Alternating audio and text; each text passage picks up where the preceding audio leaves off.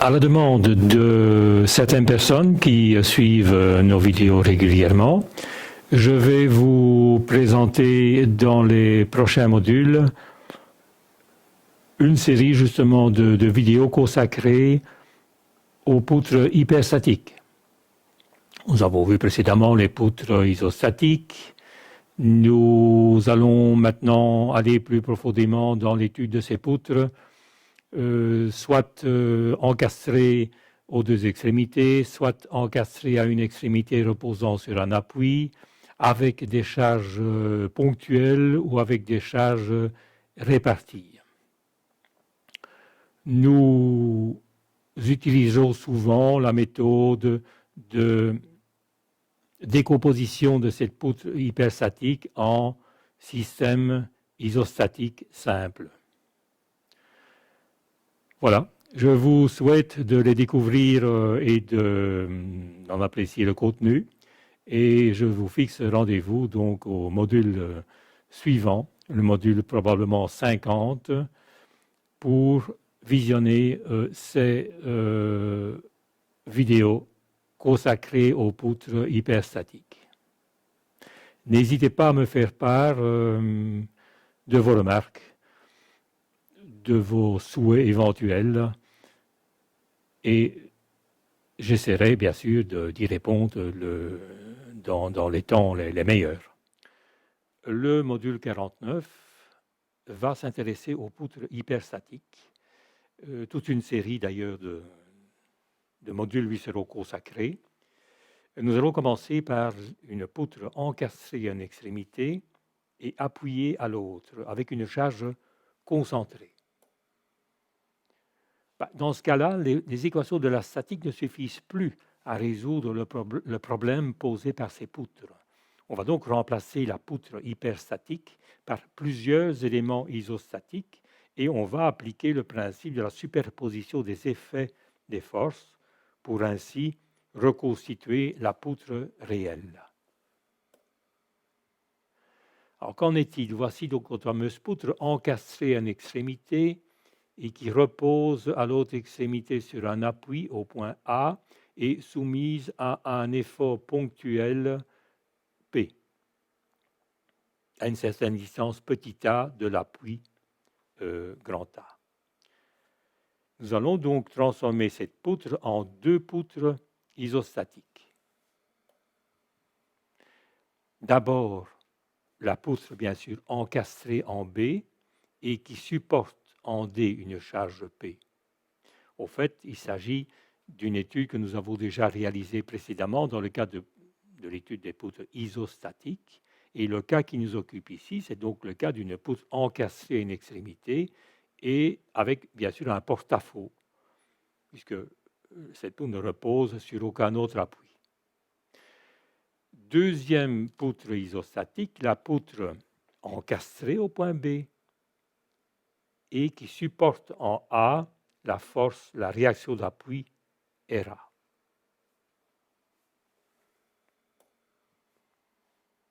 Alors, nous allons étudier l'effet de la charge P sur la poutre isostatique ainsi constituée ici. L'effet de cette charge P, c'est une flèche W1 au point grand A. Par contre, l'effet de la charge RA, de la réaction d'appui sur la poutre isostatique 2, que vous voyez ici, c'est une flèche W2 que vous voyez ici en A.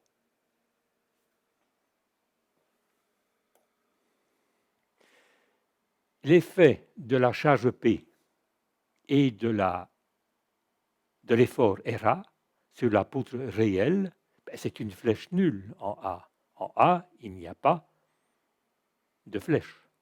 Donc, W1 moins W2 égale 0 et W1 égale W2. Voilà ce à quoi nous devrons arriver. Nous allons maintenant étudier, bien sûr, plus en détail ces flèches W1 et W2.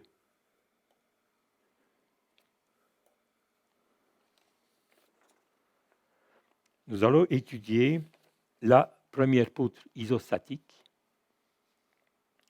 Et comme nous l'avons déjà dit, la flèche en D, provoquée par la charge P, vaut WD égale P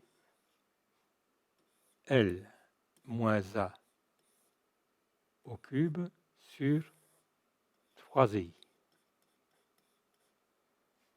Ceci, vous pouvez le retrouver dans les modules précédents consacrés à l'étude des poutres isostatiques. Comme nous l'avons dit tout à l'heure, il s'agit d'une poutre encastrée à une extrémité et soumise à un effort P, une poutre en porte-à-faux. Voilà la flèche provoquée en D.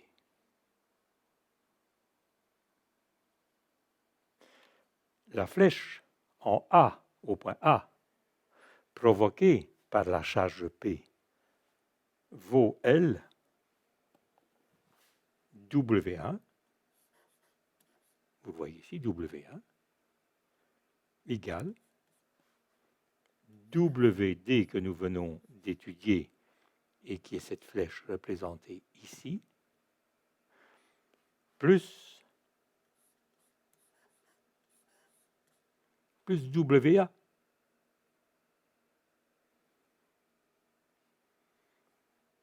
Mais WA, c'est quoi?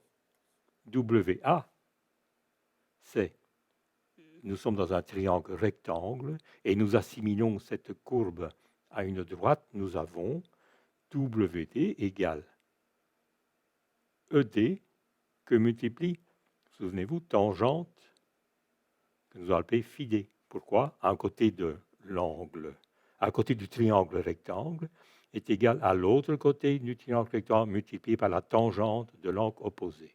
Donc nous avons bien ED que multiplie tangente, nous allons à phi d. Voilà. C'est-à-dire ED fois phi d. Nous allons assimiler la tangente à l'angle phi d. Et ED, c'est également, comme vous voyez, AD. Donc AD phi d. C'est-à-dire aussi, AD, c'est petit a, donc A phi d. Voilà ce que nous pouvons écrire au sujet de WA. Donc pour rappel, la flèche au point D provoquée par la charge P vaut bien WD plus WA. WD, nous l'avons ici, et WA, nous l'avons ici.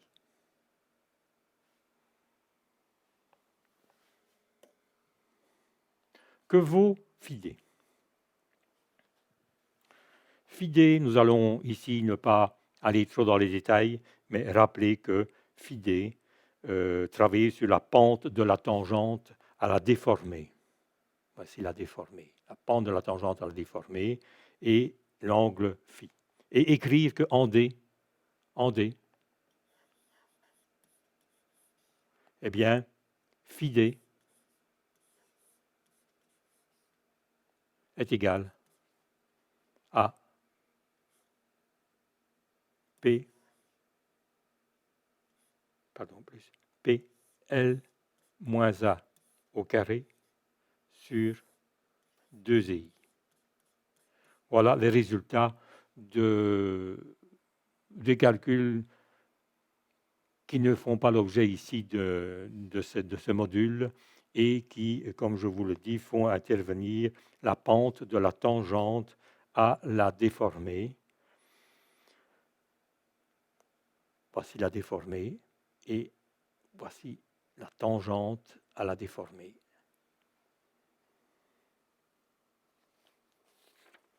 Donc,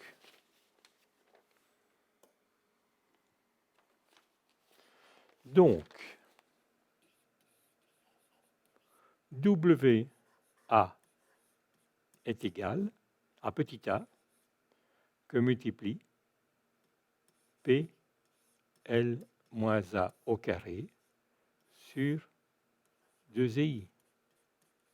Bah, évidemment égal PA L moins A au carré sur 2i.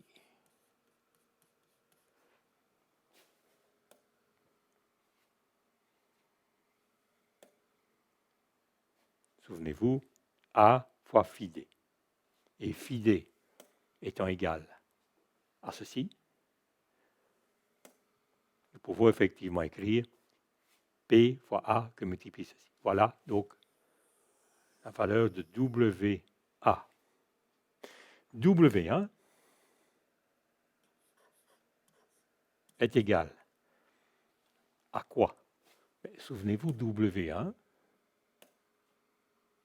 c'était égal à WD plus WA. Et WD, c'est ceci.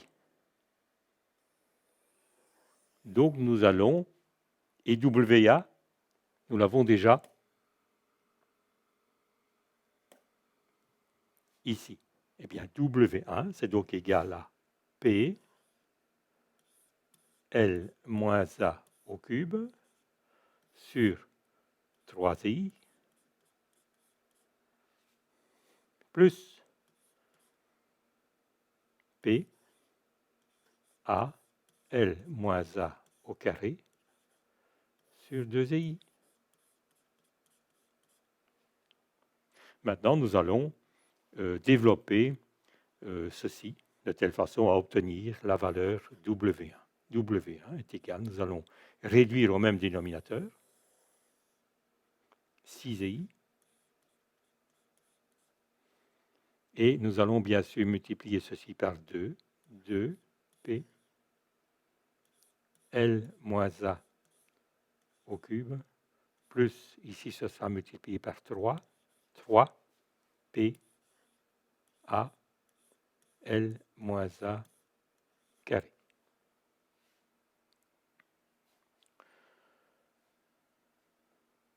Nous pouvons aussi écrire que W1 égale. Nous allons maintenant développer à la fois l'équation du troisième degré et aussi l'équation du second degré. Écrire que 2p, nous allons développer l'équation du troisième degré, L cube moins 3L carré A plus 3LA carré moins 1 cube. Voilà le développement de l'équation du troisième degré. Maintenant, le développement de l'équation du second degré, plus 3p A que multiplie L carré moins 2LA plus A carré.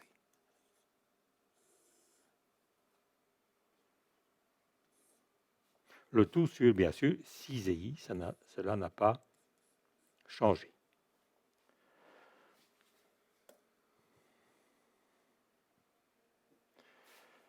Je vais réécrire l'équation, donc W1 égale 2p L cube moins 3L carré moins 3L carré A plus 3LA carré moins A cube plus 3PA L carré moins 2LA plus A carré, le tout divisé par 6 et I. Voilà. Nous allons travailler tout cela dans le sens où nous avons W1 égale, bien sûr, 2P L cube moins 6P L carré A plus 6P LA carré moins 2P A cube. Alors, je continue. plus 3p a L carré moins 6p L A carré, voilà, plus 3p A cube. Le tout divisé par 6i. Nous sommes ici dans des développements purement mathématiques.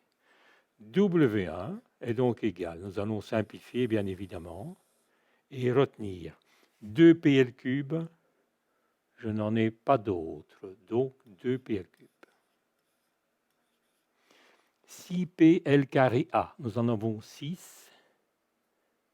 Ah, ici, plus 3, moins 6 plus 3, moins 3, p L carré.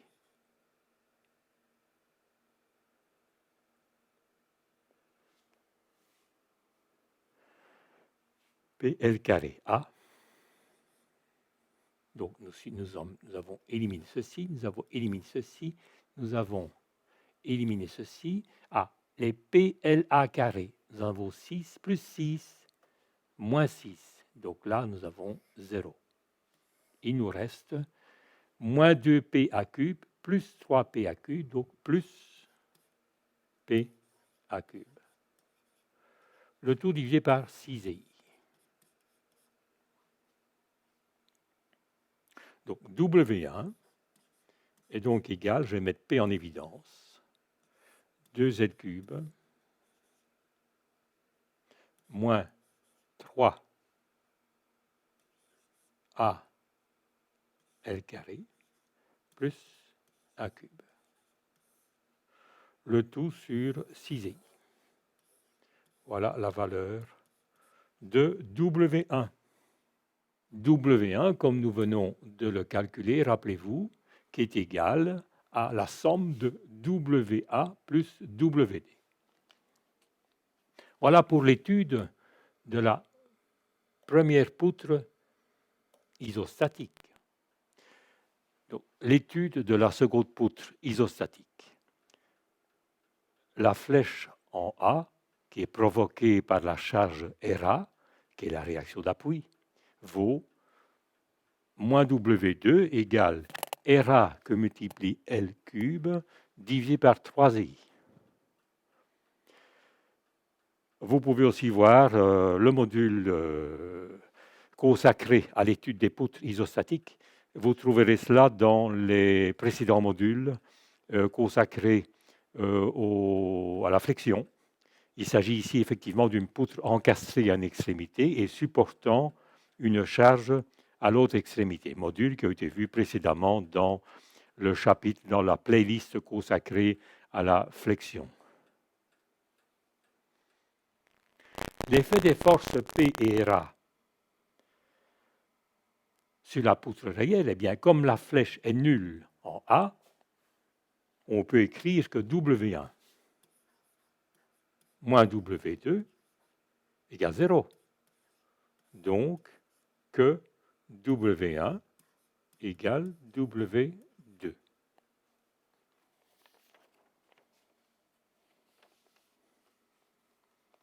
C'est-à-dire que W1, souvenez-vous, on vient de calculer, et W1 vaut P que multiplie 2Z cube moins 3A L carré plus A cube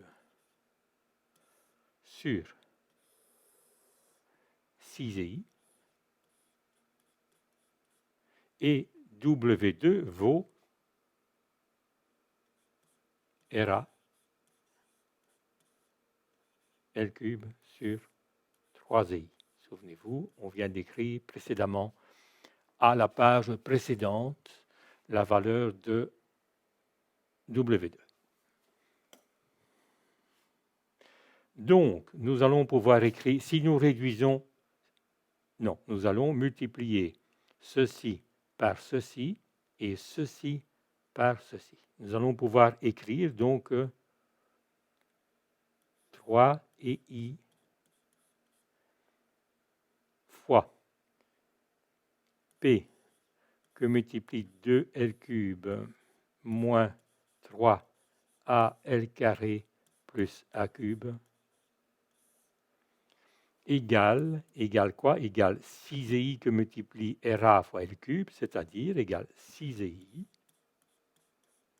que multiplie RA fois L cube.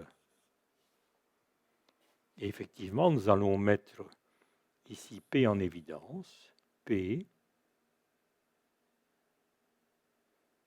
Oui, nous avons évidemment P que multiplie 2L cube moins 3AL carré plus A cube égale, nous allons simplifier ici en supprimant les EI et il nous reste, si nous supprimons EI, il nous reste 2, le 3 disparaît, le 2 reste 2RA L cube. Donc, si nous voulons connaître la réaction d'appui, voilà, nous pouvons la connaître. RA est égal à quoi? RA est donc égal à tout ceci divisé par RA fois L cube. Pardon, fois L cube. Nous avons donc P que multiplie 2L cube moins 3 AL carré plus A cube divisé par 2L cube. Voilà la valeur donc de RA. Donc la réaction d'appui peut ainsi être calculée et elle vaut ce que je viens de vous écrire ici actuellement. RA égale P que multiplie 2L cube moins 3AL carré plus A cube divisé le tout divisé par 2 fois L au cube. Voilà la valeur de RA. Nous avons donc ainsi déjà calculé cette valeur de RA. Donc, maintenant, nous allons calculer la réaction d'appui au point B, RB. Mais que vaut RA? RA vaut P, je viens de vous écrire, que multiplie 2L cube moins 3 fois A L carré plus A cube, le tout divisé par 2 fois L au cube. Alors, quelle est la valeur de RB? Nous pouvons écrire que RA plus RB égale P. Une première équation d'équilibre. La somme des efforts dans un sens, de bas en haut, est égale à la somme des efforts de haut en bas. Donc, nous pouvons écrire que RA plus RB égale P. Ou RB égale P moins RA. Donc RB égale P moins P que multiplie 2L cube moins 3AL carré plus A cube, le tout sur 2L cube.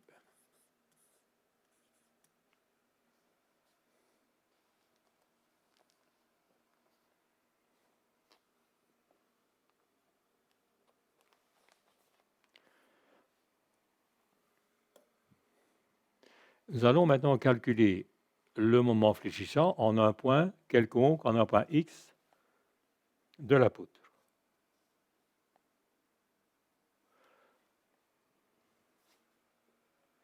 Au point D, nous allons le calculer, et au point B. Quelle est la valeur du moment fléchissant au point D? Bien, au point D, il vaut RA que multiplie petit a. Je me situe au point D et j'examine les efforts situés à ma gauche. J'ai plus RA que multiplie petit a, c'est-à-dire RA, réaction d'appui, fois petit a. Or, RA vaut P que multiplie 2L cube moins 3AL carré plus A cube sur 2L cube. Eh bien, multiplié par petit a. Voilà la valeur du moment fléchissant au point D. Au point B,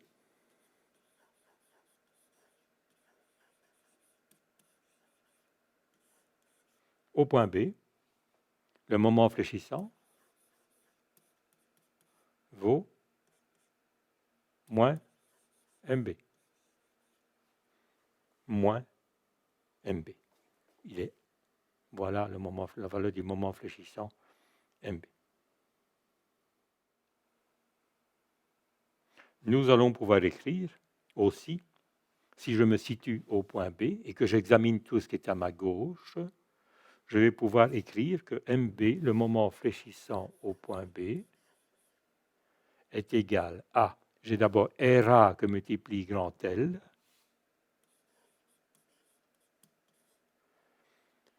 moins P que multiplie L moins A, cette distance, c'est L moins A, moins P, L moins petit a, et bien sûr, plus MB.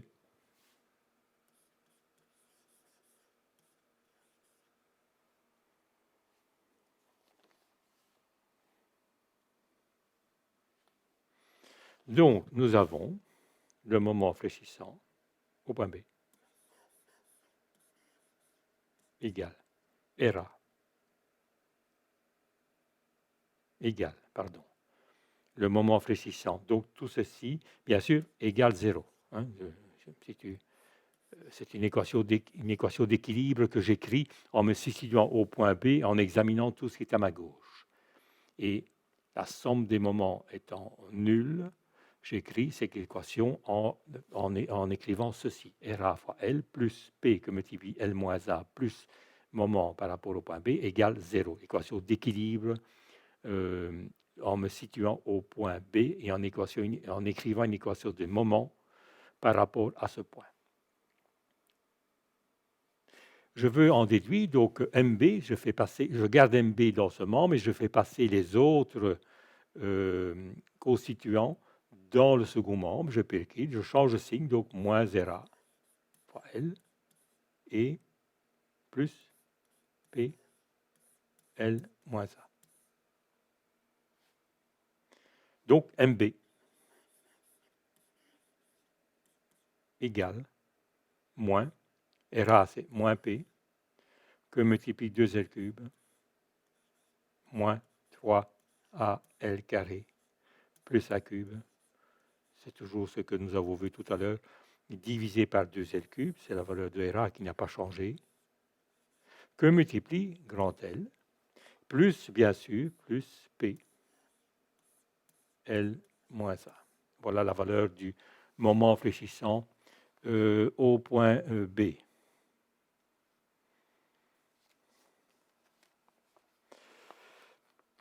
Moment fléchissant au point B, attention ici, il s'agit d'un moment fléchissant que je vous le moment fléchissant positif.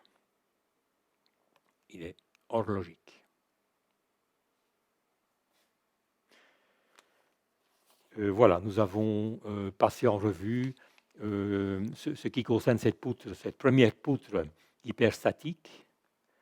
Nous allons, le module suivant, le module 50, va se consacrer à un exercice d'application de cette théorie que nous venons de voir à ce module 49. Voilà, je vous souhaite une bonne compréhension de ce module 49 qui n'est pas toujours facile et je vous donne rendez-vous au prochain module, le module 50, pour un exercice d'application.